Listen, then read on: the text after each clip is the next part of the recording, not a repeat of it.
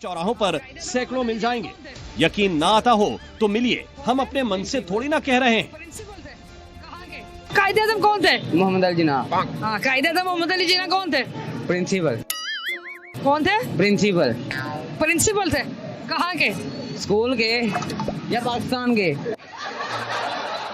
पाकिस्तान के प्रिंसिपल थे। जी। अच्छा, क्या करते थे वो? क्या करते थे? हाँ। जो प्रिंसिपल करते हैं, प्रिंसिपल का क्या काम होता है? क्या काम होता है? आपको नहीं पता? काम कर रहे थे, पाकिस्तान को आजाद करवा रहे थे। भाई वाह, क्या बात है। हम यूं ही थोड़े कह रहे हैं कि जिन्ना होते तो आज खुदकुशी कर लेते। जरा दिमाग पर जोर डालकर सोचिए कि एक बंदा पाकिस्तानियों के लिए लड़ाई लड़ रहा है और पाकिस्तानी कह रहे हैं कि वो प्रिंसिपल था, वो भी सरकारी स्कूल में। गजब बेइज्जती है। अजीब, बेइज्जती अभी हुई कहां है? बेइज्जती होना तो अभी बाकी है। असल में जिन्ना तो हमेशा इसी मुखालफत में रहे कि वो पाकिस्तान की आजादी के लिए लड़ाई लड़ रहे थे, जबकि पाकिस्तानी तो बोल रहे हैं कि वो औरतों को आजाद करवा रहे थे। अब ये क्या चक्कर था, सुनिए अपने कानों से। किससे आजाद करा रहे थे? औरतों से। किससे? आपसे। औरतों से आजाद करा रहे थे? जी। पाकिस्तान को? जी। क्यों? औरतें क्या कर रही थी? औरतें जॉब कर रही हैं, वही पहले करती थी। तो फिर आजाद क्यों करा रहे थे? बस उन्होंने तो अपनी बेटी माँ बहन समझा ना, लेकिन उनको क्या पता वो यहाँ पर ऐसे करेंगे। हाँ। औरतों को माँ बहन बेटी समझते थे, हाँ, इसलिए औरतों से आजाद करा रहे थे। आजाद करवा रहे थे पाकिस्तान को? पाकिस्तान को। क्या बात है, किसने बताई ये बातें? मैं पढ़ा हूँ, मुझे इल्म है। क्या बात है। देख रहे हैं ना कैसे कैसे इल्म के माहिर हैं पाकिस्तानी। और सबसे बड़ी बात यह कि पाकिस्तानियों को अपने इस हुनर का जरा भी घमंड नहीं है। अब देखिए इन जनाब को, इन्होंने तो अपने मैथमेटिक्स से आर्यभट्ट तक को मात दे दी। कायदे आजम की पैदाइश से पहले ही पाकिस्तान का जन्म करवा दिया। गौर फरमाइए जरा। कायदे आज़म कब पैदा हुए? 1950 में। कायदे आज़म 1950 में पैदा हुए। हाँ जी। 1947 में पाकिस्तान को आजाद किसने कराया? कायदे आज़म। वो तो पैदा ही 3 साल बाद हुए, तो उन्होंने आजाद कैसे कराया? तो आजाद अपने मुल्क ने किया, आप हम थोड़ा ही किया। एक बंदा आजादी के 3 साल बाद पैदा हो रहा है, तो वो आजाद कैसे करा सकते हैं? वो तो उन्हें इस बात का तो हमें इल्म नहीं है, क्योंकि ऐसी कड़े बाबे बने हैं। कौन थे कायदे आज़म? मैं उन्होंने छोटा भरा थोड़ा ही। क्योंकि बलूचिस्तान के लोग इन पाकिस्तानियों से पीछा छुड़ाना चाह रहे हैं, क्योंकि गिलगिट बाल्टिस्तान के लोग पाकिस्तानियों के साथ नहीं रहना चाहते। अजीब रहें भी कैसे? कोई भी गैरतमंद कौम मूर्खों की जमात में भला क्यों शामिल होना चाहेगी, जिन्हें यह तक नहीं पता कि उनके मुल्क का जन्मदाता कौन है। कायदे आज़म कब पैदा हुए? तकरीबन 1947 को। कायदे आज़म पैदा हुए? जी जी। तो पाकिस्तान कब आजाद हुआ? 1 साल बाद हो गया से। पाकिस्तान कैसे बनाया कायदे आज़म ने? ये आप देख लें चुंगी कैसे बनी हुई है, बहुत प्यारा बनाया था उसने कायदे आज़म ने। कायदे आज़म ने ये तो बनाया था, पाकिस्तान तो बनाया, मतलब क्या कोशिश की पाकिस्तान बनाने? जी, उसने एक मीनार पाकिस्तान बनाया था। जी जी, बड़ी कोशिश से बनाया। कायदे आज़म ने बनाया मीनार पाकिस्तान? जी जी, मिस्त्रियों को लगा के। जी जी। खैर, जिन्ना तो इस बात का शुक्र बना रहे होंगे कि इस पाकिस्तानी ने मिस्त्री नहीं कहा, वरना क्या भरोसा कम अक्ल पाकिस्तानियों का, क्योंकि अगले जनाब तो जिन्ना की बेइज्जती खराब करने में कोई कसर बाकी नहीं छोड़ रहे। खैर, इतने पाकिस्तानियों को झेला तो इसे भी झेल लीजिए, मतलब सुन लीजिए। कायदे आज़म कब पैदा हुए? मैं नहीं तब पैदा हुआ, मुझे नहीं पता। आप पैदा नहीं हुए, लेकिन सुना तो होगा ना कब पैदा हुए? 1947। अच्छा, तो पाकिस्तान कब आजाद हुआ? 1947 में। कायदे आज़म ने पैदा होते साथ ही आजाद करा दिया? पता नहीं, हमारे हुक्मरान ही बहुत अच्छे हैं। पैदा होते साथ ही आजाद करा दिया? हाँ जी। अच्छा, मुझे बताओ कायदे आज़म कौन थे? मुसलमान थे और क्या होते? कायदे आज़म मुसलमान तो थे, हमारे क्या लगते थे, मुल्क के क्या लगते थे? पीर थे। हमारे मुल्क के पीर थे। पीर थे पीर क्यों थे? इसलिए क्योंकि पंजाबी की मिसाल हैगी, वो कहते जिथे फसे हो तो मेरा दसो, कैदे आना तो दसना पैंदा, फिर ही जाके बंदे की जान छड़ी थी। आपको बता दें कि जिन्ना के पाकिस्तान बनाने की प्रस्तावना के पीछे मकसद ये था कि हिंदू और मुसलमान एक साथ नहीं रह सकते हैं। लेकिन ये तो शायद जिन्ना को भी पता नहीं होगा कि मुसलमानों में भी छटे हुए बेवकूफ ही उनके हिस्से में आएंगे। अब इन्हें ही ले लीजिए जो खुद चिल्ला चिल्लाकर अपनी मूर्खता का सर्टिफिकेट बांट रहे हैं। सर मुझे बताएं कायदे आज़म कब पैदा हुए? उन्हें 6-7 साल होने। अभी 6-7 साल हुए। मैंने पता नहीं। अच्छा इधर अच्छा मुझे मैं लेट हूँ मैं। मेरी बात का जवाब दे दो। ये बताओ कायदे आज़म कौन थे? जो बने तो नोट देते हैं, जो नोट के ऊपर बने हुए हैं। हाँ जी। तो वो कौन है? सिंगर है। कौन है? सिंगर है। सिंगर है। हाँ जी। बस कायदे आज़म सिंगर है। एक बात बताऊं भाईजान, अगर जिन्ना आज कहीं से भी तुम्हें देख रहे होंगे ना, तो कसम से वो अपना माथा ही पीट रहे होंगे। वो खुद को कोस रहे होंगे और पाकिस्तान बनाने के बारे में यही बोल रहे होंगे जो ये बच्चा बोल रहा है। मेरे मुंह से निकल गई, क्या बताऊं भैया, मैं मर ही जाऊंगा। अब मरने से भी क्या होने वाला है, मुंह से निकल गई तो निकल गई। पाकिस्तान बन गया तो बन गया। कोशिश तो ये होनी चाहिए थी कि पाकिस्तान बनने के बाद उसे संभाला जाता, मगर कायदे आज़म कौन सा कम थे। वो तो खुद शहबाज की तरह हमेशा सपनों की दुनिया में जीते रहे। ब्यूरो रिपोर्ट, जी मीडिया। चीन के राष्ट्रपति शी जिनपिंग एक ऐसी मुसीबत में फंस गए हैं जिससे उन्हें सिर्फ यूपी के मुख्यमंत्री योगी आदित्यनाथ का फॉर्मूला ही निकाल सकता है। और चीन को इस जाल में फंसाया है उनके टुकड़ों पर पलने वाले पाकिस्तान ने। पाकिस्तान ने आधे चीन को मुसलमान बनाने की साजिश रची। बीजिंग से लेकर शंघाई तक, इस्लामाबाद तक चीन की आधी जनसंख्या टारगेट पे है। और इसी के साथ साथ जिनपिंग के ऑफिस में बार बार बजने के लिए योगी का बयान सुनाया जा रहा है। सरकार भी निर्णय ले रही है कि हम लव जिहाद को सख्ती से रोकने का कार्य करेंगे।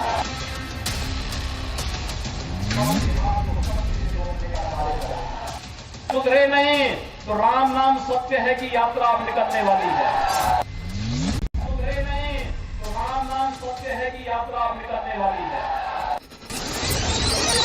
यूपी के सीएम योगी आदित्यनाथ का यह बयान चीन में बार बार रिवाइंड करके सुना जा रहा है। सुधरे नहीं तो राम नाम सत्य है की यात्रा अब निकलने वाली है। शी जिनपिंग का ऑफिस इस बयान, इसके असर और लव जिहाद के खिलाफ योगी की आगे की योजनाओं को खंगाल रहा है, लेकिन क्यों?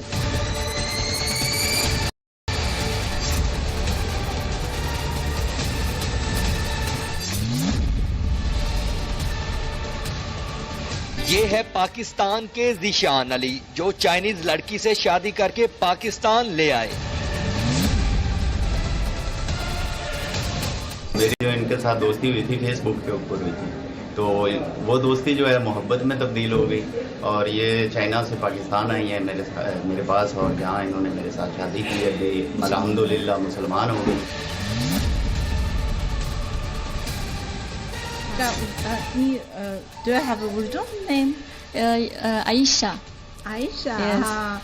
उनका उर्दू नाम है आयशा है और उनका ताल्लुक है चाइना से है। You're Chinese, right? Chinese, yes, I'm Chinese.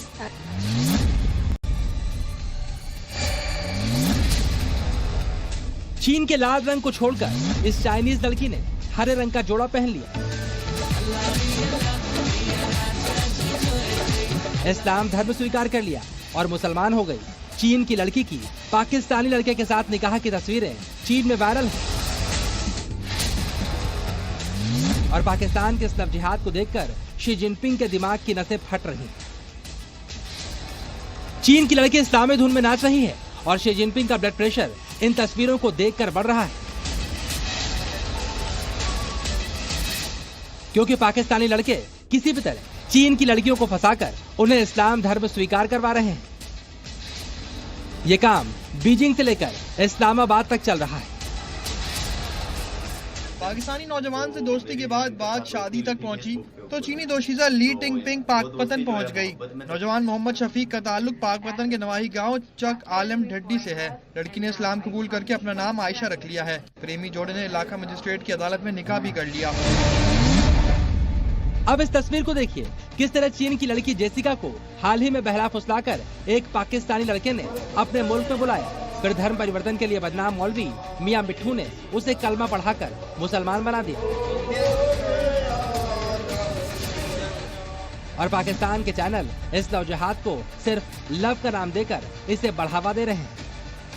प्यार व मोहब्बत की दास्तान अरूज पर पहुंच गई। चीनी लड़की ढेर की पहुंच गई। पाकिस्तानी लड़के की मोहब्बत में गिरफ्तार चाइनी लड़की ढेर की पहुंच गई। सोशल मीडिया पर पाकिस्तानी लड़के इम्तियाज से दोस्ती हुई और इस्लाम कबूल कर लिया। चाइनी लड़की का नाम मिस जेसिका था, इस्लामी नाम सायरा बीबी रखा गया है। खास बात यह है कि पाकिस्तानी लड़के जैसे ही चीन की लड़कियों को भरोसे में लेते हैं, उनको पाकिस्तान बुलाया जाता है और फिर चीन की लड़कियों को मुसलमान बनाने के लिए तैयार बैठे मौलवी दरगाहों में बैठकर खेल कर देते हैं। चाइनी लड़की ने दरगाह आलिया बरचौंडी शरीफ पहुंचकर इस्लाम कबूल किया। दरगाह बरचौंडी शरीफ के गादी नशीन पीर अब्दुल खालिक ने चाइनी लड़की को कलमा पढ़ाकर इस्लाम कबूल करवाया।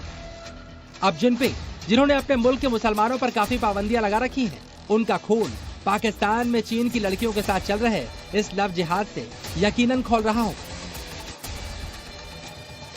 आज तक शी जिनपिंग को इस तरह की साजिश का सामना नहीं करना पड़ा। ऐसे में लव जिहाद पर रोक लगाने का फॉर्मूला उन्हें सिर्फ एक जगह पर मिलेगा, जहां पर निजाम लव जिहाद के सख्त खिलाफ। हम लव जिहाद को सख्ती से रोकने का कार्य करेंगे। तो क्या चीन में भी योगी वाला फॉर्मूला हिट होगा? इसे समझने के लिए आपको पहले यह समझना होगा किस तरह पाकिस्तानी लड़के चीन की लड़कियों को फंसा रहे हैं। इसके लिए पाकिस्तानी दो फॉर्मूलों का इस्तेमाल करते हैं। कुछ लड़के सोशल मीडिया से जाल बिछाते हैं तो कुछ चीन जाकर ही लव जिहाद को अंजाम देते हैं। पहले चाइनीज लड़की के हर नखरे को उठाया जाता है,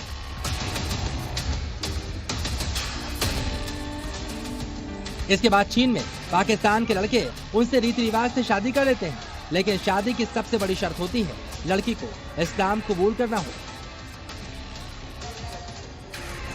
इस तस्वीर को देखिए, किस तरह पाकिस्तान का लड़का चीन के रीति रिवाज से चीनी लड़की से शादी कर रहा है। कराची के रहने वाले इस लड़के ने फैंसी ड्रेस की तरह चीन की पारंपरिक ड्रेस पहन रखी है और लड़की के माँ बाप से आशीर्वाद भी ले रहा है। लेकिन इस फोटोग्राफी वाली शादी के बाद पाकिस्तान आते ही ऐसी लड़कियां मुसलमान हो जाती।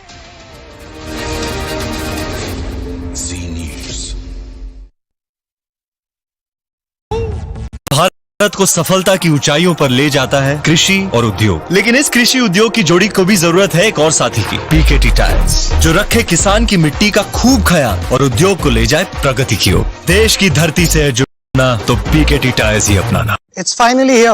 Very good sir.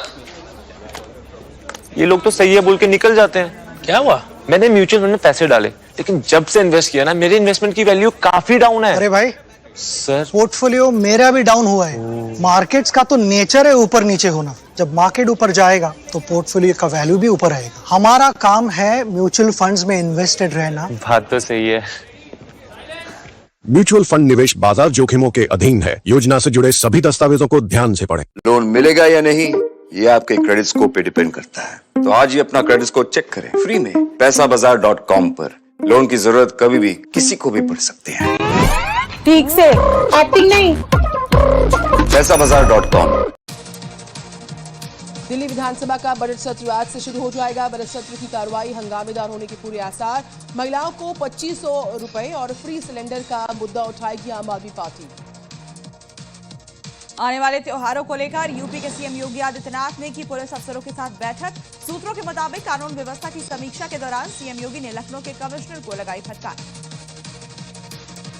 CM Nitish Kumar की रोजा इफ्तार पार्टी में नहीं नजर आया बॉयकॉट का असर। मुस्लिम संगठनों के विरोध के बावजूद भारी संख्या में पहुंचे मुस्लिम संगठन के लोग। आज लालू और चिराग की तरफ से भी इफ्तार का आयोजन। कॉमेडियन कुणाल कामरा के नए वीडियो को लेकर बवाल। एकनाथ शिंदे को गद्दार बताने पर शिवसेना शिंदे गुट भड़का। कार्यकर्ताओं ने स्टूडियो में की तोड़फोड़। कांग्रेस और उद्धव गुट ने किया कुणाल का समर्थन। संभल इंसा मामले में सबसे बड़ा एक्शन। जामा मस्जिद के सदर जफर अली की 4 घंटे लंबी पूछताछ के बाद हुई गिरफ्तारी। कोर्ट ने जफर अली को 2 दिन की रिमांड पर भेज दिया। सदर जफर ने गिरफ्तारी को गलत बताया। मेरठ के सौरभ की हत्या से पहले उसकी आखिरी शॉपिंग का वीडियो आया सामने। सौरभ ने अपनी बेटी को दिलाई थी बर्थडे की ड्रेस। इसी के अगले दिन पत्नी मुस्कान और बॉयफ्रेंड साहिल ने कर दी थी सौरभ की हत्या। जम्मू कश्मीर के कठुआ में आतंकियों और सुरक्षा बलों के बीच में एनकाउंटर। कठुआ के हीरानगर इलाके में जवानों ने 4 से 5 आतंकियों का घेराव किया। इलाके में गूंजी गोलियों की तड़तड़ाहट। सर्च ऑपरेशन जारी।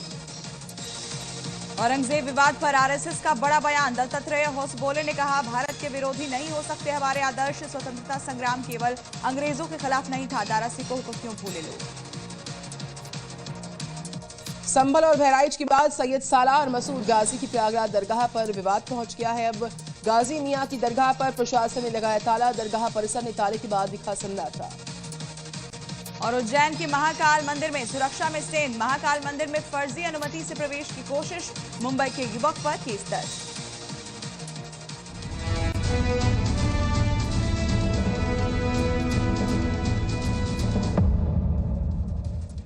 और हेडलाइंस के बाद आइए नजर डालते हैं रफ्तार अंदाज में देश दुनिया की 20 बड़ी खबरों पर।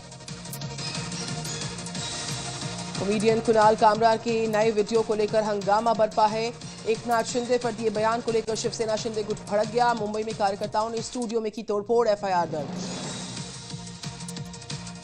हरियाणा के जींद में तेज रफ्तार बेकाबू कार ने स्कूटी को मारी जोरदार टक्कर। हादसे में स्कूटी छात्र की मौके पर मौत। कार चालक मौके से फरार। तलाश जारी।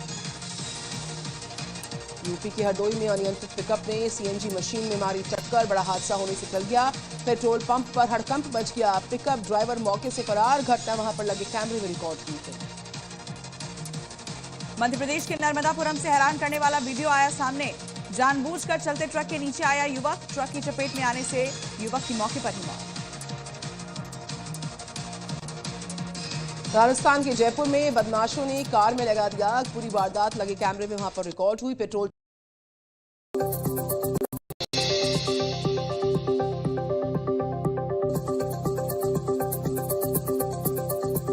प्रस्तुतकर्ता पेट सफा आयुर्वेदिक चूर्ण। पेट सफा तो हर रोग दफा। प्रायोजक Amba Flexion pure TMT bars. Experience the next level of steel. Sweety mouth freshener, मिठास जो अपनों को करीब लाए। और 30 वर्षों से मेरे देश का भरोसा Kamdhenu next TMT bars.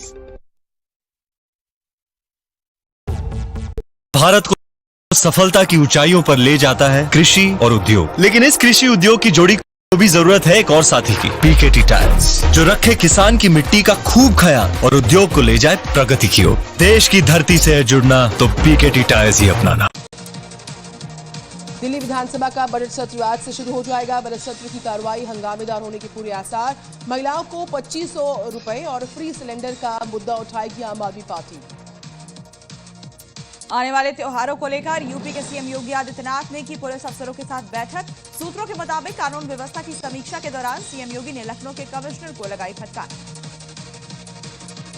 CM Nitish Kumar की रोजा इफ्तार पार्टी में नहीं नजर आया बॉयकॉट का असर। मुस्लिम संगठनों के विरोध के बावजूद भारी संख्या में पहुंचे मुस्लिम संगठन के लोग। आज लालू और चिराग की तरफ से भी इफ्तार का आयोजन। कॉमेडियन कुणाल कामरा के नए वीडियो को लेकर बवाल। एकनाथ शिंदे को गद्दार बताने पर शिवसेना शिंदे गुट भड़का। कार्यकर्ताओं ने स्टूडियो में की तोड़फोड़। कांग्रेस और उद्धव गुट ने किया कुणाल का समर्थन। संभल इंसा मामले में सबसे बड़ा एक्शन। जामा मस्जिद के सदर जफर अली की 4 घंटे लंबी पूछताछ के बाद हुई गिरफ्तारी। कोर्ट ने जफर अली को 2 दिन की रिमांड पर भेज दिया। सदर जफर ने गिरफ्तारी को गलत बताया। मेरठ के सौरभ की हत्या से पहले उसकी आखिरी शॉपिंग का वीडियो आया सामने। सौरभ ने अपनी बेटी को दिलाई थी बर्थडे की ड्रेस। इसी के अगले दिन पत्नी मुस्कान और बॉयफ्रेंड साहिल ने कर दी थी सौरभ की हत्या। जम्मू कश्मीर के कठुआ में आतंकियों और सुरक्षा बलों के बीच में एनकाउंटर। कठुआ के हीरानगर इलाके में जवानों ने 4 से 5 आतंकियों का घेराव किया। इलाके में गूंजी गोलियों की तड़तड़ाहट। सर्च ऑपरेशन जारी। औरंगजेब विवाद पर आरएसएस का बड़ा बयान। दत्तात्रेय होसबोले ने कहा, भारत के विरोधी नहीं हो सकते हमारे आदर्श। स्वतंत्रता संग्राम केवल अंग्रेजों के खिलाफ नहीं था। दारा सिकोह को क्यों भूले लोग। संभल और बहराइच के बाद सैयद सालाह और मसूद गाजी की प्रयागराज दरगाह पर विवाद पहुंच गया है। अब गाजी मियां की दरगाह पर प्रशासन ने लगाया ताला। दरगाह परिसर ने ताले के बाद दिखा सन्नाटा। और उज्जैन के महाकाल मंदिर में सुरक्षा में स्टेन। महाकाल मंदिर में फर्जी गलती से प्रवेश की कोशिश, मुंबई के युवक पर केस दर्ज।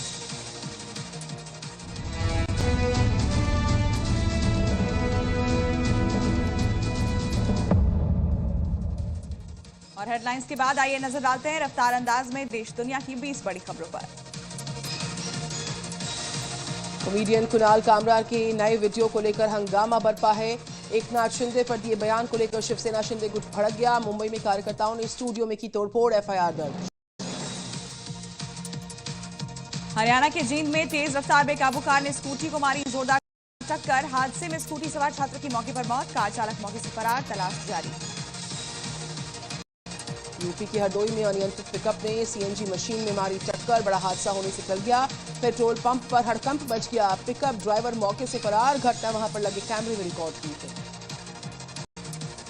मध्य प्रदेश के नर्मदापुरम से हैरान करने वाला वीडियो आया सामने। जानबूझकर चलते ट्रक के नीचे आया युवक, ट्रक की चपेट में आने से युवक की मौके पर ही मौत। राजस्थान के जयपुर में बदमाशों ने कार में लगा दिया आग, पूरी वारदात लगे कैमरे में वहां पर रिकॉर्ड हुई। पेट्रोल छिड़ककर बाइक सवार बदमाशों ने फूकी कार। महाराष्ट्र के अकोला में युवक पर दबंगों ने किया चाकू से हमला, इलाज के दौरान हुई मौत। हमले में 2 साथी भी घायल, मामूली बात पर किया वार, हमलावरों की तलाश जारी। यूपी के प्रयागराज में बमबारी करने वाले 3 आरोपी गिरफ्तार, प्रेमिका के चक्कर में आरोपियों ने फेंके थे बम, स्थानीय लोगों से हुई थी नोकझोंक। यूपी के झांसी में कॉलेज के सामने से बाइक चोरी की घटना पास में लगे सीसीटीवी में हुई रिकॉर्ड, बड़े ही आराम से बाइक लेकर फरार हुए चोर। झारखंड के धनबाद में बाइक चोर गैंग का कहर बरपा, दिन दहाड़े बाइक लेकर फरार हुए चोर, पीड़ित ने दर्ज करवाई शिकायत, मामले की जांच जारी है। मध्य प्रदेश के उज्जैन में गाड़ी टकराने को लेकर विवाद, श्रद्धालुओं और स्थानीय लोगों के बीच हाथापाई, जमकर चले लात घुसे, वीडियो वायरल। यूपी के बदायूं में दबंगों ने घर में घुसकर की मारपीट, गेट पर खड़ी 2 बाइक्स को भी तोड़ दिया, गांव के 2 लोगों पर आरोप, पत्थरबाजी करने का आरोप लगा। यूपी के अमरोहा में एक बार फिर नमाज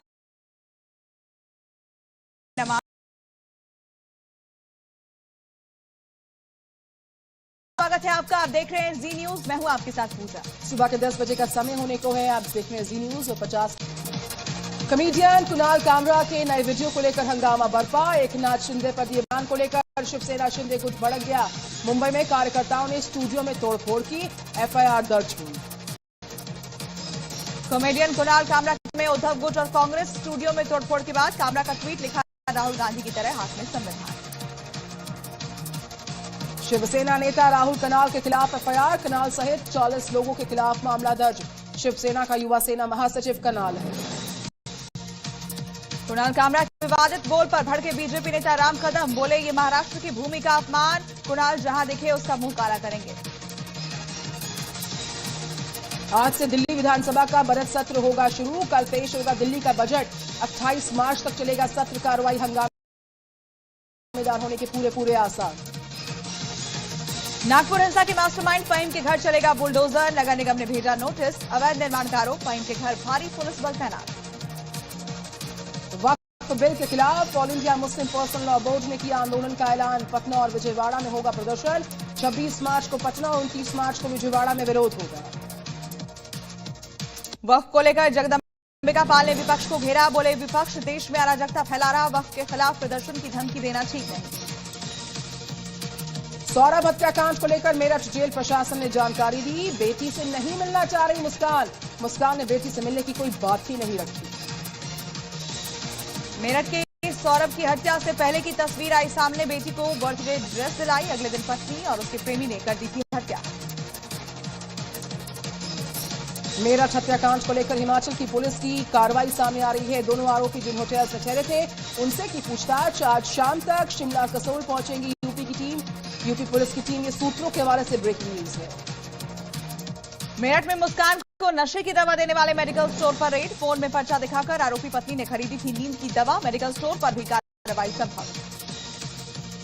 26 मार्च को दिल्ली में बिहार बीजेपी नेताओं की बैठक, बीजेपी अध्यक्ष भी यहां पर मौजूद रहेंगे, गृह मंत्री अमित शाह के बिहार दौरे से पहले इस मीटिंग को बुलवाया गया। अयोध्या में राम मंदिर निर्माण समिति की 2 दिवसीय बैठक, निर्माण के कार्यों की समीक्षा की जाएगी।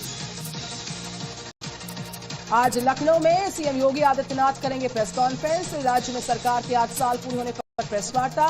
सुबह 11 बजे होगी प्रेस वार्ता। कल गोरखपुर के दौरे पर रहेंगे सीएम योगी। 25 से 27 मार्च तक होने वाली प्रदर्शनी का करेंगे शुभारंभ। जनसभा को करेंगे संबोधित। सीएम योगी ने पुलिस के अधिकारियों के साथ बैठक बुलवाई। आगामी त्योहारों को लेकर चर्चा। सूत्रों के अनुसार सीएम ने लखनऊ के कमिश्नर को फटकारा। यूपी में नो हेलमेट नो फ्यूल अभियान। परिवहन विभाग अभियान में बढ़ाएगा सख्ती। 3 बार नोटिस के बाद जुर्माने पर विचार। जस्टिस यशवंत वर्मा के खिलाफ सीबीआई और ईडी से जांच करवाने की मांग। इलाहाबाद हाईकोर्ट बार एसोसिएशन के अध्यक्ष ने उठाई मांग। कहा कार्रवाई के लिए सबूत पर्याप्त। संभल हिंसा मामले में पुलिस की बड़ी कार्रवाई। जामा मस्जिद के सदर जफर अली को किया गिरफ्तार। कोर्ट ने 2 दिन के रिमांड पर भेजा। लोगों ने पुलिस के खिलाफ की नारेबाजी। जामा मस्जिद के सदर जफर अली की गिरफ्तारी के बाद सड़कों पर उतरी पुलिस। एसपी ने फोर्स के साथ पैदल मार्च किया। सीएम नीतीश कुमार की रोजा इफ्तार पार्टी में नहीं देखा बॉयकॉट का असर। बड़ी संख्या में पहुंचे मुस्लिम संगठन के लोग। लालू यादव आज करेंगे इफ्तार पार्टी। अब्दुल बारी सिद्दीकी के आवास पर पार्टी। जम्मू कश्मीर के कठुआ में आतंकियों और सुरक्षा बलों के बीच मुठभेड़। 4 से 5 आतंकियों को सेना ने घेरा। यूपी के प्रयागराज में गाजी मियां की दरगाह पर लगा ताला। स्थानीय लोगों के अनुसार पुलिस प्रशासन ने कार्रवाई की। यूपी के प्रयागराज में बमबारी करने वाले 3 आरोपी गिरफ्तार। प्रेमिका के चक्कर में आरोपियों ने फेंके थे बम। स्थानीय लोगों से हुई थी रोकथाम। पंजाब के लुधियाना में सुरक्षा व्यवस्था की खुल गई पोल। नशे में धुत व्यक्ति ने अस्पताल में हंगामा बरपाया। यूपी के अंबेडकर नगर में सड़क के निर्माण का वीडियो वायरल हुआ। बड़े आराम से उखड़ रही है सड़क। ठेकेदार पर खराब निर्माण का आरोप लगा। बीजेपी नेता ने पूर्वांचल एक्सप्रेसवे पर बनवाई अपनी रील। लखनऊ से बलिया जाते समय काफिले का वीडियो बनवा दिया। राजस्थान के जयपुर में बदमाशों ने कार में लगाई आग। पूरी वारदात सीसीटीवी में रिकॉर्ड। पेट्रोल छिड़ककर बाइक सवार बदमाशों ने कार फूंकी। गुजरात के खेड़ा में पेपर मिल में आग का तांडव। बाहर रखे कागज के सामान से उठ रही लपटें।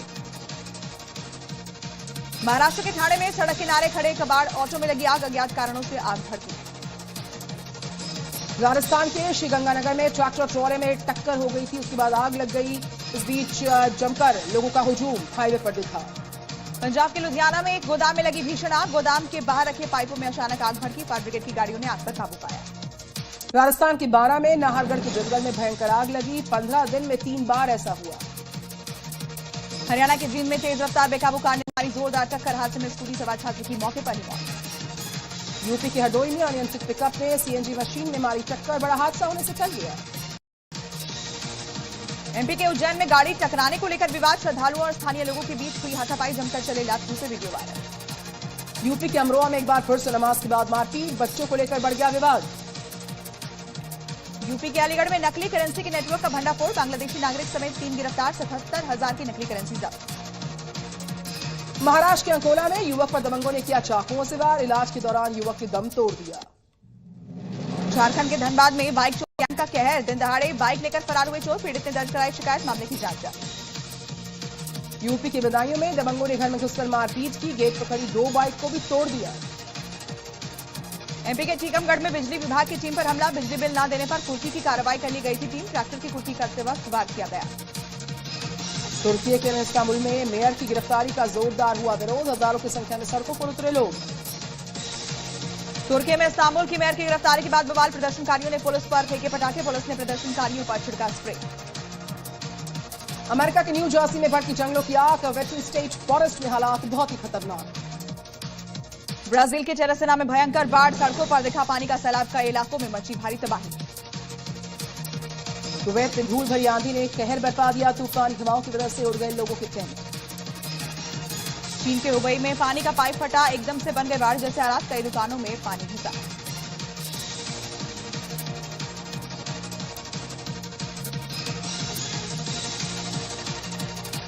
आगे की बड़ी खबरों के लिए सीधे रुख करते हैं अपने सहयोगी प्रत्यूष खरे का। संपूर्ण भी है, तलवार भी है, या बस में जहां महकाएंगे या खून में दडवला नाही. खरं तर पावणे 11ची वेळ ठरली होती, पण झटपट अशी कारवाई करत कारवाई सुरू केलेली दिसून येत आहे. आपण हे थेट दृश्य बघतोय ते फहीम खानच्या घराच्या बाहेरचे दिसत आहे. त्याच्या आईच्या नावावर हे दृश्य आहे. फहीम खान पोलिसांच्या ताब्यात आहे.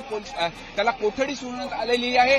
त्याच्या कुटुंबियांना नोटीस बजावण्यात आली होती आणि नोटीस बजावल्यानंतर 24 तासात घरातलं सामान काढून गेला आणि संपूर्ण अनधिकृत जे बांधकाम आहे ते काढण्यास सांगितलं होतं. पण तत्पूर्वीच 24 तास उलटून गेले आणि त्यानंतर आता ही संपूर्ण कारवाई आता सुरू झालेली आहे. आपण बघू शकतो हे बुलडोझर कर्मचारी आहेत ते. और इस वक्त आपको हम तस्वीरें दिखा रहे हैं, नागपुर की तस्वीरें, जो फहीम खान, नागपुर हिंसा का जो मास्टरमाइंड बताया जा रहा है, जो कि पुलिस की हिरासत में है, उसके घर पर यह बुलडोजर एक्शन हो रहा है. 2 मंजिला उसका ये घर है और इसको लेकर तोडकामाची कारवाई सुरू झालेली आहे आणि घराच्या बाहेर जे टीन शेड लागलेलं होतं ते आता सुरू झालेलं दिसत आहे. आपण बघू शकतो आज बना था फहीम खान का. ये देखिए आसपास के लोग भी इस बुलडोजर कार्रवाई को देख रहे हैं. फहीम खान जो कि इस नागपुर हिंसा का जो मास्टरमाइंड बताया जा रहा है, उसके घर पर यह बुलडोजर एक्शन चल रहा है. पुलिस की हिरासत में है फहीम खान. बताया जा रहा है कि ये जो मकान है ये उसकी पत्नी के नाम पर यह मकान है और इसे लेकर के नगर निगम की तरफ से उसे नोटिस भी दिया गया था, लेकिन नोटिस का कोई जवाब नहीं आया. और उसके बाद आज ये बुलडोजर एक्शन फहीम खान के घर पर हो रहा है. नागपुर हिंसा में फहीम खान पर आरोप है कि इसने वहां पर लोगों को भड़काया, उकसाया, इकट्ठा किया और उसके बाद हिंसा के लिए प्रेरित किया. फहीम खान जो कि एक पॉलिटिकल पार्टी भी चलाता है, फहीम खान जो कि एक यूट्यूब चैनल भी चलाता है जिसके जरिए वो लोगों को भड़काने का काम किया करता था. और नागपुर हिंसा में पुलिस उसे मुख्य आरोपी बता रही है. और उसके बाद उसके पूछताछ में पता चला कि उसका ये जो घर है ये भी इल्लीगल है. इसे लेकर नोटिस जारी किया गया था. और अब ये तस्वीरें देखिए आज, क्योंकि बार बार ये मांग की जा रही थी कि हिंसा में जितने लोगों को नुकसान हुआ, जितने लोगों की गाड़ियां जलाई गई, जिनके लोगों के दुकान तोड़े गए, क्लिनिक तोड़ी गई, उन सबका हर्जाना वसूला जाना चाहिए. और इसे लेकर सीएम ने भी कहा था कि जितने भी दंगाई है उन सब से पूरा हर्जाना वसूला जाएगा और उनके खिलाफ कड़ी से कड़ी कार्रवाई की जाएगी. और इसे लेकर पहले भी यह माना जा रहा था कि यहां भी, महाराष्ट्र में भी बुलडोजर एक्शन देखने को मिल सकता है हिंसा के आरोपियों के खिलाफ. ये देखिए 3 तस्वीरें हम आपको दिखा रहे हैं. आरोपी फहीम खान के घर पर यह बुलडोजर एक्शन हो रहा है. अवैध निर्माण का आरोप है. भारी पुलिस फोर्स की तैनाती वहां पर पहले ही कर दी गई थी, क्योंकि 17 मार्च को दंगे हुए, उसके बाद गिरफ्तारी होती है फहीम खान की. फहीम खान को नोटिस दिया जाता है मकान के बारे में पूरी डिटेल साझा करने के लिए. और जब नोटिस का जवाब नहीं मिलता है और उसके बाद यह एक्शन लिया जाता है. नगर निगम की तरफ से कहा जा रहा है कि यह जो मकान बना था वो अवैध तरीके से बना था, बिना नक्शा पास कराए हुए ये मकान बनाया गया था, इसलिए ये कार्रवाई की जा रही है. और ये देखिए जब बुलडोजर एक्शन वहां पर हो रहा है तो आसपास मोहल्ले में अच्छी खासी भीड़ भी वहां पर इकट्ठा है. एनएमसी की तरफ से 21 मार्च को फहीम खान को नोटिस भेजा गया था और यह रुनिस्सा के नाम पर है, जो कि उसकी पत्नी है और यह अवैध बताया जा रहा है. 20 मार्च को एनएमसी के अधिकारियों ने घर का निरीक्षण किया था. यह महाराष्ट्र क्षेत्रीय और टाउन प्लानिंग एक्ट 1966 का उल्लंघन बताया जा रहा है. अधिकारियों ने भी बताया था कि घर का कोई बिल्डिंग प्लान पास नहीं है, इसलिए यह अवैध है. और स्थानीय लोगों ने अतिक्रमण की शिकायतें की थी, लेकिन पहले की यह कार्रवाई नहीं हुई थी. आपको बता दें कि सिर्फ इतना ही नहीं, फहीम खान की दुकानें भी सील कर दी गई हैं. शनिवार को नागपुर पुलिस ने 2 दुकानों को सील कर दिया था. इन दुकानों का इस्तेमाल फहीम खान की माइनॉरिटी डेमोक्रेटिक पार्टी एमडीपी से जुड़े दंगाइयों ने किया था. रविवार को दंगा प्रभावित इलाकों से कर्फ्यू हटा लिया गया और उसके बाद 1 हफ्ते के बाद यह बड़ी कार्रवाई देखने को मिल रही है. और जहां पर यह बुलडोजर एक्शन हो रहा है वहां पर जी न्यूज की टीम वहां पर मौजूद है और सीधे तस्वीर हम आपको दिखा रहे हैं. ये देखिए पुलिस अधिकारी वहां पर आसपास लोगों को हटाते हुए.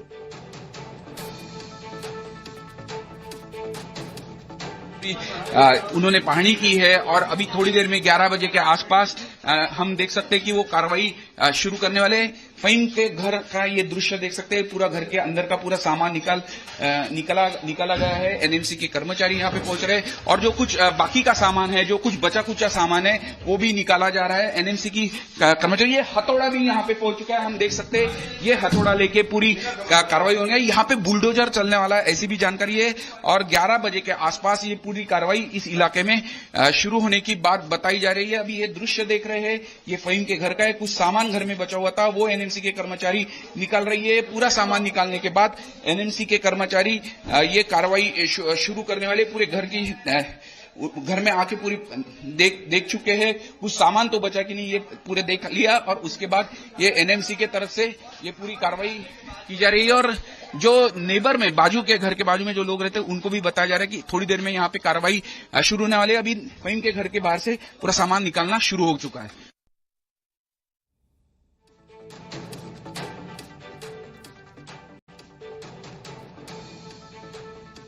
तो हमारे संवाददाता अमर खान ने आपको वहां से रिपोर्ट दिखा रहे थे, ये घर खाली है। दरअसल इस घर में नोटिस चस्पा कर दिया गया था, उसके बाद से फहीम खान के घर पर कोई भी नहीं है। और अब फहीम खान के घर से जो सामान, जो बचा कुचा सामान है, उसे हटाया गया। और उसके बाद ये देखिए बुलडोजर पहुंच चुका है। 2 मंजिला यह मकान है और ये कार्रवाई शुरू हो चुकी है। आसपास के लोगों को भी इसकी जानकारी दे दी गई थी। लोग छतों से इस बुलडोजर एक्शन को देख रहे हैं, क्योंकि उन्हें भी ये पहले से इस बात का अंदेशा था कि यहां पर बुलडोजर एक्शन हो सकता है, क्योंकि शायद इन्हें भी इस बात की जानकारी रही होगी कि यहां पर यह मकान इल्लीगल है। क्योंकि स्थानीय लोगों ने इसकी शिकायत पहले भी नगर निगम से की थी कि फहीम खान का यह मकान अवैध तरीके से बनाया गया। उस वक्त यह कार्रवाई नहीं हुई थी। नागपुर हिंसा के बाद फहीम खान का नाम जब सामने आया, उसके बाद पूछताछ और तहकीकात में बात सामने आई कि उसका यह घर इल्लीगल तरीके से बनाया गया है। नोटिस देने के बाद अब यह कार्रवाई हो रही है। ये देखिए बाहर जो घर के बाहर ये शेड था उसे तोड़ दिया गया। हमारे सहयोगी अश्विन इस वक्त फोन लाइन से जुड़ चुके हैं। अश्विन, पूरी प्रक्रिया के बाद इसका एक्शन लिया रहा, क्योंकि सुप्रीम कोर्ट की गाइडलाइन 2024 की नवंबर की है कि भले ही कोई आरोपी और दोषी क्यों ना हो, बुलडोजर एक्शन नहीं होगा। जी बिल्कुल। और आपको मैं बता दूं कि अभी जो बैठक हुई थी नागपुर में मुख्यमंत्री और तमाम विभाग के अधिकारियों के बीच, उसमें नागपुर म्युनिसिपल कॉर्पोरेशन के कमिश्नर को भी बुलाया गया था, अभिजीत चौधरी को, और उसमें उन्हें बताया गया था कि पता करें अब जो आरोपी हैं किस तरह से अवैध कामों में लिप्त हैं, क्या कुछ करते हैं, उसके बारे में जानकारी इकट्ठा की जाए। ये जानकारी कायदा उसे नोटिस दी गई। नोटिस तो जो है उस चर को हटाने के लिए कहा गया है।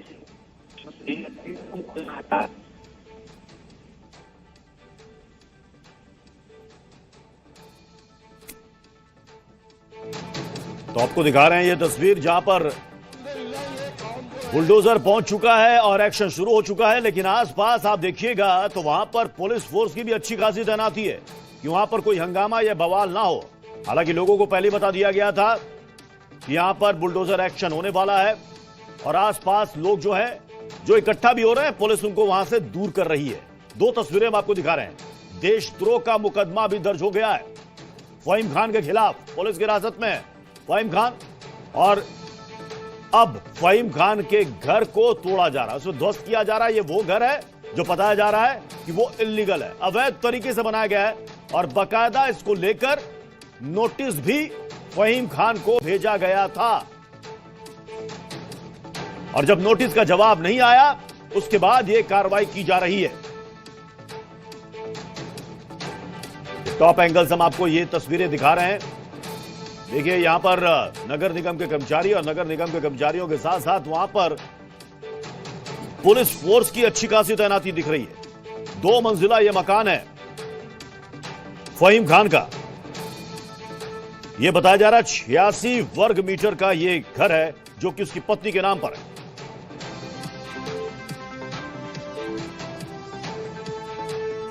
हमारे संवाददाता अमर खाने ग्राउंड जीरो पर मौजूद है और वहां से वो हमें रिपोर्ट भेज रहे हैं।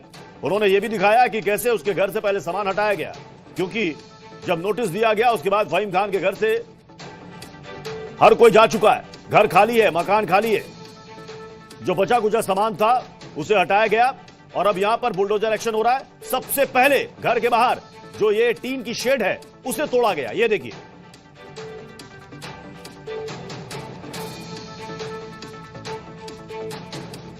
आपको बता दें कि फहीम खान के 2 दुकानों को भी सील कर दिया गया, जहां से वो एक पॉलिटिकल पार्टी चला रहा था,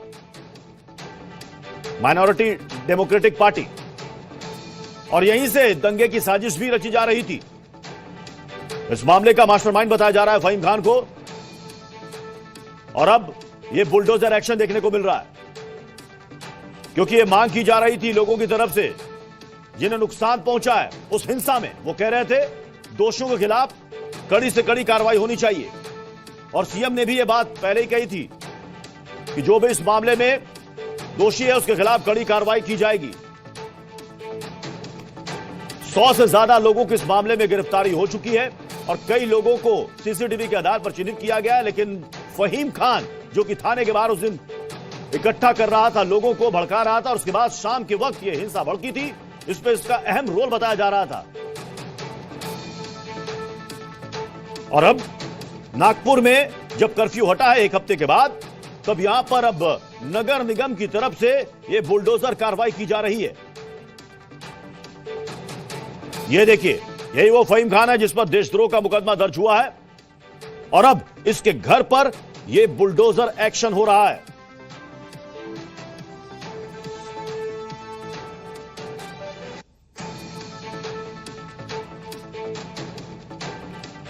और लोग ये भी बता रहे हैं कि नागपुर में इस तरह का ये पहला एक्शन लोग देख रहे हैं। इससे पहले इस तरह का बुलडोजर एक्शन उन्होंने नागपुर में नहीं देखा था। लेकिन नागपुर हिंसा के बाद सख्त कार्रवाई की मांग की जा रही थी। ये देखिए, फहीम के घर से सामान जो था वो हटाया गया। घर में पहुंचे, घर में पूरी उन्होंने पढ़ाई की है और अभी थोड़ी देर में 11 बजे के आसपास हम देख सकते हैं कि वो कार्रवाई शुरू करने वाले हैं। फहीम के घर का ये दृश्य देख सकते हैं, पूरा घर के अंदर का पूरा सामान निकाला गया है। एनएमसी के कर्मचारी यहाँ पे पहुंच रहे हैं और जो कुछ बाकी का सामान है, जो कुछ बचा कुचा सामान है, वो भी निकाला जा रहा है। एनएमसी की कर्मचारी, ये हथौड़ा भी यहाँ पे पहुंच चुका है, हम देख सकते हैं। ये हथौड़ा लेके पूरी कार्रवाई होगी। यहाँ पे बुलडोजर चलने वाला है, ऐसी भी जानकारी है। और 11 बजे के आसपास ये पूरी कार्रवाई इस इलाके में शुरू होने की बात बताई जा रही है। अभी ये दृश्य देख रहे हैं, ये फहीम के घर का है। कुछ सामान घर में बचा हुआ था, वो एनएमसी के कर्मचारी निकाल रही है पूरा सामान। और अब रुक करते हैं अगली खबर का। संभल हिंसा मामले में यूपी पुलिस ने बड़ा एक्शन लिया है। कल संभल जामा मस्जिद के सदर जफर अली को लंबी पूछताछ के बाद, 4 घंटे की लंबी पूछताछ के बाद गिरफ्तार कर लिया गया और आज कोर्ट में पेश किया गया। कोर्ट ने जफर अली को 2 दिन की रिमांड पर भी भेज दिया है। संभल जामा मस्जिद का सदर गिरफ्तार हो चुका है। जफर अली को पुलिस ने अरेस्ट कर लिया है। संभल दंगे की साजिश में गिरफ्तारी हुई है। 4 घंटे की पूछताछ के बाद गिरफ्तारी हुई है। 2 दिन की पुलिस रिमांड पर है जफर अली। आरोप है कि इन्होंने लोगों को भड़काया, सच को छुपाया, क्योंकि जब सर्वे की तारीख आई थी तो जफर अली को इसकी सूचना दे दी गई थी। लेकिन जफर अली ने यह कहा था कि हमें इसके बारे में कोई जानकारी नहीं है, हमें नहीं बताया गया कोर्ट की तरफ से, जबकि उनको सारी जानकारी थी। और यह हम आपको कल की तस्वीर दिखा रहे हैं जब जफर अली को गिरफ्तार करने के लिए वहां पर पुलिस पहुंची थी। 4 घंटे की पूछताछ के बाद जब जफर अली की गिरफ्तारी हुई तो वहां पर विरोध भी हो रहा था। ये देखिए,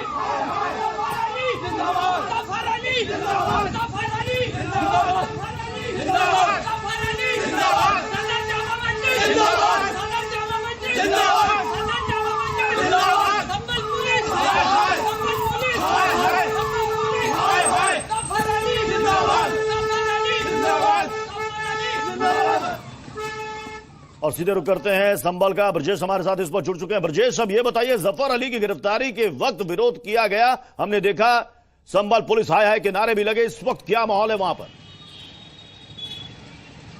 देखिए, फिलहाल पुलिस ने एहतियातन पूरे इलाके में पुलिस की सख्त व्यवस्था यहां पर की गई है, इंतजाम किए गए हैं। 5 थानों की पुलिस मस्जिद के आसपास तैनात कर दी गई है। लेकिन इस बीच लोगों के अंदर नाराजगी भी है। जो लोग यहाँ के संभल के फिलहाल नखासा इलाके में है और यहाँ पे तस्वीरें अगर आप देखेंगे तो इसी तरीके से पुलिस का मूवमेंट पूरे इलाके में चल रहा है ताकि किसी भी तरह की स्थिति गड़बड़ ना हो। पुलिस लगातार नजर बनाए हुए है। पीएससी के जवानों के साथ साथ जो स्थानीय पुलिस है उसकी भी टुकड़ियां आपको इस वक्त संभल की हर इलाके में, हर शहर के हर कोने में आपको इसी तरीके की तस्वीरें दिखाई देंगी। ये नखासा इंपॉर्टेंट इलाका इसलिए भी है क्योंकि जो पत्थरबाजी जब हुई थी तो यहां से भी लोग पहुंचे थे और यहां से गिरफ्तारियां भी भारी संख्या में हुई थी। हालांकि कल की घटना के बाद 4 घंटे जब पूछताछ की गई, पूछताछ के बाद पुलिस ने उनको गिरफ्तार किया। गिरफ्तारी का जो सबसे बड़ा आधार यही था कि 24 नवंबर को जब भीड़ यहां पर पहुंची थी तो वहां पर अफवाहें फैलाई गई थी। जो लोग यहाँ के हैं उनसे भी अगर बात करेंगे, जफर अली को गिरफ्तार किया गया है, जामा मस्जिद के सदर है। पुलिस का कहना है कि अफवाह फैलाई है उन्होंने कोई अफवाह नहीं फैलाई, उन्होंने सही बात कही। जो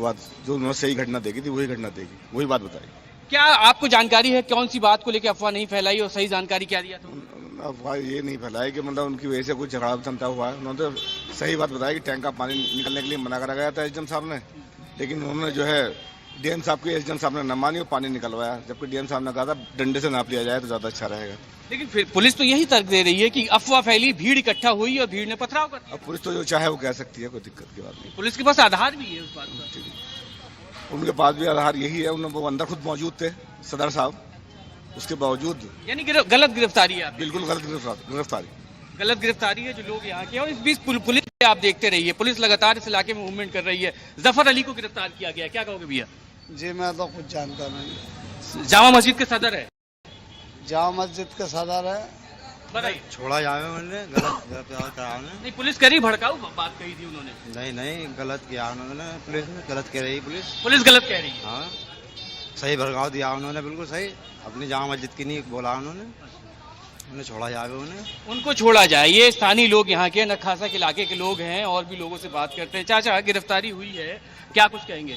मैं इसके बारे में नहीं, मैं था ही ना, मेरी तबीयत से हिलाब में कुछ से कुछ क्या हूँ, क्या फायदा उससे? नहीं, मैं आपको बता रहा हूँ, जैसे सामने वाले ने बताया कि उन्होंने गलत बयान दिया, सही बयान दिया। आप अपनी हमारे भाई साहब ने बहुत बात बता दी, आप बस वही सही है जो बताइए। आप अपनी बात नहीं बताओगे? नहीं ना, बता दी जो आपने भाई साहब ने बताई वही तो इनके भाई साहब ने बता दी, वही इन्होंने बात बताई। जो और भी लोग हैं इनसे बात करेंगे, क्या कहेंगे? गिरफ्तारी हुई, जूते बेचे हैं, जूते बस जूते बेचे हैं, वो बाकी और कुछ नहीं पता। नहीं पता, कोई जानकारी नहीं है। कोई जानकारी नहीं। जफर अली साहब को गिरफ्तार किया गया, जानकारी नहीं है बिल्कुल ही।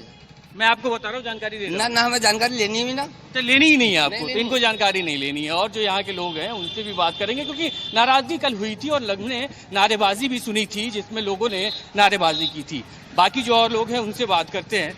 जो जामा मस्जिद के सदर हैं जफर अली, उनको पुलिस ने गिरफ्तार कर लिया है। पुलिस ने कहा है कि भड़काऊ बात उन्होंने की थी जिसकी वजह से भीड़ इकट्ठा हुई थी। वो तो पुलिस उनसे बयान बदलवाना चाह रही है उस मुकदमे के। कैसा बयान? जो झगड़ा हुआ था उसमें कि वो पुलिस अपनी मर्जी में माफी कराना चाह रही है। ये आपको कैसे जानकारी कि पुलिस बयान बदलवाना चाहती है उनका? सब पब्लिक सारे शायर कर दिया इस बात को। क्या बयान था उनका, आपको अगर जानकारी है बता। हमें कुछ जानकारी ना भाई, ये बताया कि वो सदर है, जो भी है उनसे वो कराना चाहते हैं, बयान बदलवाना चाह रहे हैं। ये कह रहे हैं कि बयान बदलवाना चाह रहे हैं लोग, क्या कुछ कहेंगे? भैया मैं तो अभी गाड़ी पे आया, मुझे तो पता भी नहीं क्या हो रही है। कल शाम को बुलाया गया था, उसके बाद पूछताछ के बाद गिरफ्तारी की है पुलिस ने जफर की। इस बारे में मुझे मालूम ना, बस ये पता गिरफ्तारी हुई है। क्या कहेंगे? गिरफ्तारी हुई है फिर? गलत हुई है। गलत हुई है गिरफ्तारी, नहीं होनी चाहिए थी। पुलिस कह रही है कि भड़काऊ बयान दिया था, भाषण दिया था उन्होंने। गलत है सर, ऐसा गलत है, बताएं। बिल्कुल सब गलत है ये बात। ये अच्छी बात तो नहीं है, गरीब आदमी है सब यहाँ संभल में। आप इन जनता को वो करे आ रहा है, गरीब आदमी है। इन्हें जफर अली एडवोकेट है तो उन्हें गिरफ्तार करेगा, बोले भड़काया गया नहीं। उन्होंने समझाया गया था। क्या समझाया था उन्होंने? ये समझाया बेटा शांतिपूर्ण रखो, कोई बात नहीं होने की है। पुलिस बार बार क्यों कह रही है कि भड़काऊ बात कही इन्होंने, भीड़ इकट्ठा हो गई, पथराव कर दिया? अब ये तो इनके ऊपर है साहब, सड़कों पर हाकिम है, जो चाहे वो कर सकते हैं। सबूत तो होंगे तभी तो ऐसा कह रहे हो। नहीं, कोई सबूत नहीं होगा ऐसी। अल्लाह से कोई ऐसी बात नहीं है। हमारे सब हिंदू मुसलमान भाई सब एक से रहते हैं। लेकिन उसी के बाद पत्थरबाजी भी हुई थी, भीड़ इकट्ठा हुई थी, 4 लोगों की मौत आपस में करी थी। इनकी पथराव, ये कोई बदलाव नहीं था। लोगों की मिली जुली राय इस पर आ रही है। बहुत बहुत शुक्रिया ब्रजेश हमारे साथ जुड़ने के लिए। इधर यूपी के मेरठ में सौरभ हत्याकांड में एक के बाद एक वीडियोस वायरल हो रहे हैं और इसी कड़ी में सौरभ राजपूत की आखिरी शॉपिंग का वीडियो भी सामने आया है। और इस वीडियो में सौरभ अपनी बेटी के साथ वहां पर शॉपिंग करता हुआ नजर आ रहा है। ये वीडियो एक दुकान का है जहां से उसने अपनी बेटी पीहू के साथ शॉपिंग की थी, खरीदारी की थी। उसने उस दिन जन्मदिन की ड्रेस दिलाई थी अपनी बेटी पीहू को। वायरल वीडियो मेरठ में बच्चों के कपड़े की दुकान का है। बेटी के जन्मदिन के लिए सौरभ इसी दुकान पर शॉपिंग के लिए पहुंचा था।